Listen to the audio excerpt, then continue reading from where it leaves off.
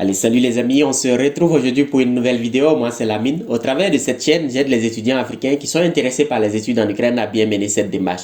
Donc, si toi aussi tu es intéressé par les études en Ukraine, deux choses à faire. La première est de t'abonner à cette chaîne, activer la cloche pour recevoir une notification chaque fois qu'il y aura une nouvelle vidéo. Et cela te permettra de rester informé sur la procédure des études en Ukraine. Et la deuxième chose à faire, c'est que si tu as déjà décidé de venir en Ukraine, c'est de me contacter le plus rapidement possible afin que je puisse t'aider à avoir une admission dans une université en Ukraine, t'assister dans la demande de visa et t'accueillir lorsque tu seras déjà en Ukraine.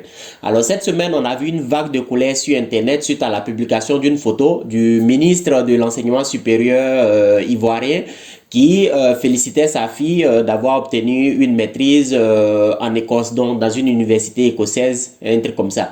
Donc les gens ont grondé partout, ça fait une vague de colère et c'est tout à fait normal. Je comprends la position de ceux qui se plaignent parce que quand on est ministre, c'est qu'on est payé par l'argent du contribuable, qu'on est payé par l'impôt des pauvres, on a le droit de prendre soin ou bien on doit faire attention à tout ce que nous publions sur Internet. Et je pense que c'était vraiment maladroit de la part du ministre de l'Enseignement supérieur, le docteur Albert Mabry-Touakeus, de publier cette photo sur Internet. C'était maladroit de la part de son service de communication et tout ça.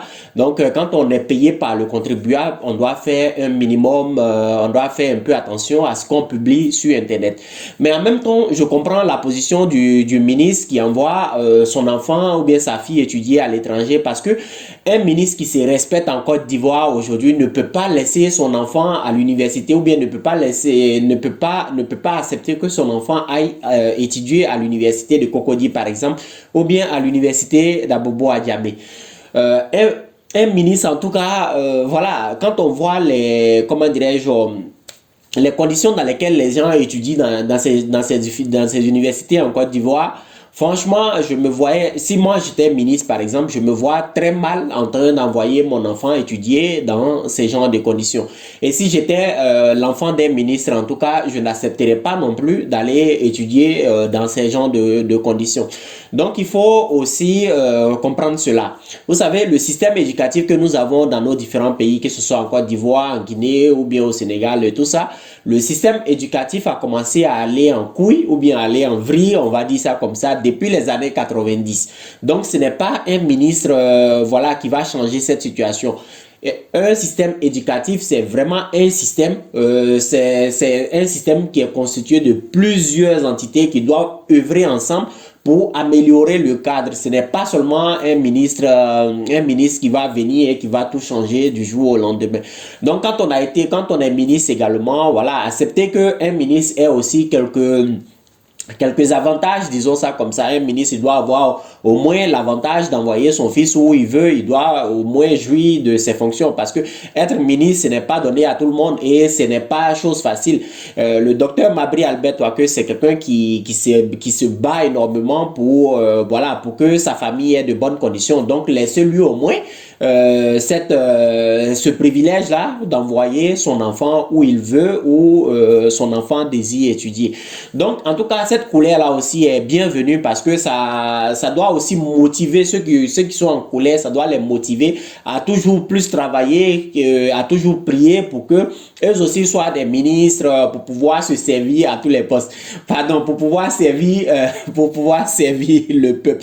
Donc, ceux qui se plaignent aujourd'hui, même si eux-mêmes étaient ministres, ils allaient faire la même chose. Donc, ce n'est pas la peine de se plaindre, mais c'est plutôt de travailler dur, d'augmenter son quotient intellectuel financier, voilà, essayer de se battre pour ne pas que, si vous avez étudié par exemple à l'université de Cocody, pour ne pas que vos enfants aussi aillent étudier à l'université de Cocody, mais plutôt que vos enfants aillent en Écosse, voilà, au Canada, aux États-Unis, étudier tout ça.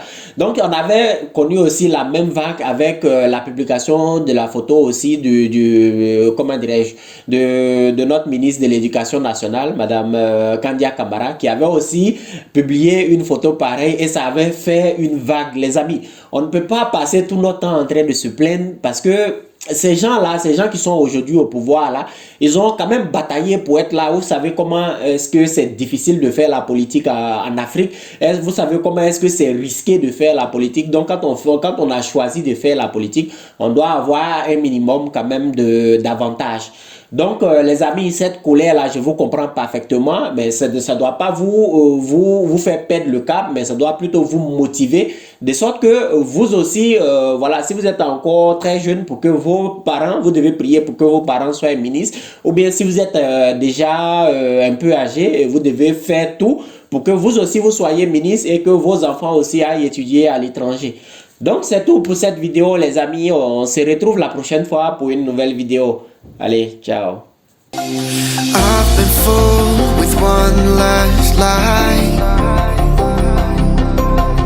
I'm gonna float and start to try. I don't want to be the shadow